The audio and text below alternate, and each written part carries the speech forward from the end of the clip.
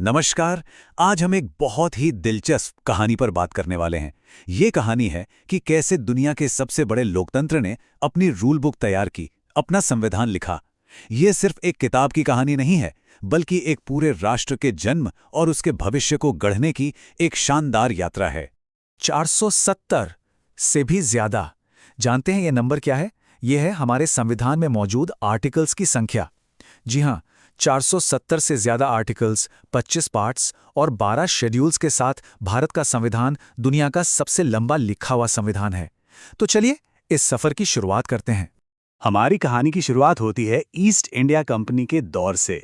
हम देखेंगे कि कैसे भारत ने गुलामी की बेड़ियों को तोड़कर एक आज़ाद और लोकतांत्रिक देश बनने का अपना ऐतिहासिक सफर पूरा किया। तो इस महान दस्तावेज की नींव आखिर पड़ी कहाँ? देखिए, हैरानी की बात है, लेकिन हमारे संवैधानिक विकास की जड़ें वो ब्रिटिश शासन के दौर में ही छिपी हुई थीं। आइए देखते हैं कि ये सब शुरू कैसे हुआ। देखिए, शुरू में तो ईस्ट इंडिया कंपनी बस व्यापार करने आई थी, लेकिन धीरे धीरे वो यहाँ की शासक बन बैठी। फिर 1773 के रेगुलेटिंग एक्ट से ब्रिटिश सरकार ने उस पर लगाम कसनी शुरू की। 1784 के पिट्स इंडिया एक्ट ने कंपनी के व्यापार और राजनीति को बिल्कुल अलग अलग कर दिया। लेकिन 1857 की क्रांति ने सब कुछ बदल कर रख दिया और 1858 में सत्ता सीधे कंपनी के हाथ से निकलकर ब्रिटिश क्राउन के पास चली गई। यहां से धीरे धीरे ही सही भारत को कुछ अधिकार मिलने शुरू हुए। 1919 के एक्ट ने प्रांतों में एक तरह की डबल गवर्नमेंट सिस्टम और सेंटर में आज की लोकसभा राज्यसभा जैसी संरचना की नींव रखी। लेकिन असली गेम चेंजर था 1935 का एक्ट। इसने प्रांतों को ज्यादा आज़ादी दी और यही वो दस्तावेज बना जिसका लगभग 2/3 हिस्सा हमारे आज के संविधान का आधार है। तो अब आज़ादी का सूरज उगने ही वाला था और भारत को अपने भविष्य का नक्शा खींचने के लिए एक गाइड बुक की जरूरत थी। और इसी ऐतिहासिक काम को पूरा करने के लिए बनाई गई संविधान सभा यानी कॉन्स्टिट्यूएंट असेंबली। जरा इस सभा की डाइवर्सिटी तो देखिए। इसमें ब्रिटिश भारत के प्रांतों से आए लोग थे, रियासतों के प्रतिनिधि थे और कांग्रेस, मुस्लिम लीग जैसी अलग अलग पार्टियों के सदस्य भी शामिल थे। ये सचमुच में पूरे उपमहाद्वीप की आवाज थी, एक मिनी पार्लियामेंट जैसी। कभी सोचा है कि इस जबरदस्त दस्तावेज को बनाने में कितना वक्त लगा होगा? पूरे 2 साल, 11 महीने और 18 दिन, मतलब लगभग 3 साल। बस ये एक आंकड़ा ही काफी है ये बताने के लिए कि इस काम में कितनी मेहनत, कितनी लगन और कितना जुनून लगा होगा। और इस लंबे समय के दौरान संविधान सभा कुल 165 दिनों तक मिली, जहां सिर्फ बहस और चर्चा हुई। हर एक आर्टिकल पर, हर एक शब्द पर बहुत गहरा विचार विमर्श हुआ। और इस पूरे प्रोजेक्ट का खर्च उस समय लगभग 64 लाख रुपए। आज के हिसाब से ये एक बहुत बड़ी रकम है, जो ये दिखाती है कि ये प्रोजेक्ट देश के लिए कितना ज्यादा महत्वपूर्ण था। इस विशाल काम को कुछ महान लोगों ने मिलकर अंजाम दिया। नेहरू ने केंद्र की शक्तियों को आकार दिया, पटेल ने रियासतों को एक साथ लाने का काम किया और डॉक्टर राजेंद्र प्रसाद ने पूरी सभा को चलाया। लेकिन इस ऑर्केस्ट्रा के जो कंडक्टर थे, वो थे doctor BR Ambedkar, drafting committee के अध्यक्ष, जिन्हें हम भारतीय संविधान का जनक कहते हैं। ये पूरा प्रोसेस 9 दिसंबर 1946 को पहली मीटिंग के साथ शुरू हुआ। फिर नेहरू जी के ऑब्जेक्टिव रेजोल्यूशन को अपनाया गया, जो हमारी प्रस्तावना का आधार बना।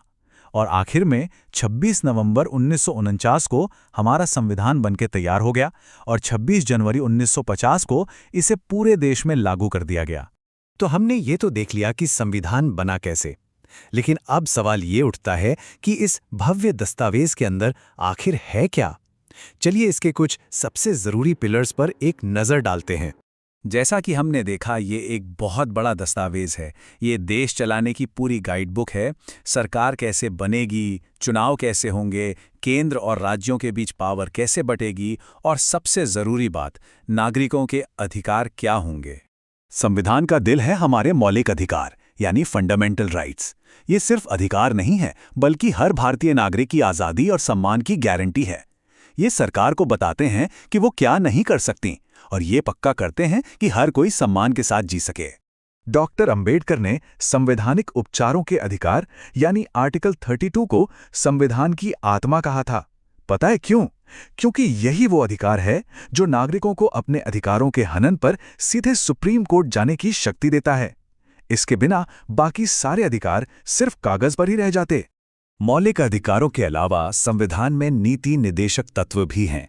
इन्हें सरकार के लिए एक नैतिक और सामाजिक कंपस की तरह समझिए। ये बताते हैं कि देश को एक वेलफेयर स्टेट बनाने के लिए किस दिशा में काम करना चाहिए। लेकिन भारत का संविधान सिर्फ कानूनों का एक कलेक्शन नहीं है। क्या आप जानते हैं कि ये कला का भी एक अद्भुत नमूना है? कुछ लोग इसे उधार का थैला भी कहते हैं, लेकिन सच्चाई ये है कि ये दुनिया भर के सबसे बेहतरीन विचारों का एक गुलदस्ता है। हमारे संविधान बनाने वालों ने 60 से भी ज्यादा देशों के संविधानों को पढ़ा और भारत के लिए जो सबसे बेस्ट था उसे अपनी जरूरतों के हिसाब से अपनाया। ये एक बहुत ही कमाल का फैक्ट है। संविधान की जो ओरिजिनल कॉपी है वो टाइप्ड या प्रिंटेड नहीं थी। उसे प्रेम बिहारी नारायण रायजादा ने अपने हाथों से इटैलिक स्टाइल में बहुत ही खूबसूरत कैलीग्राफी में लिखा था।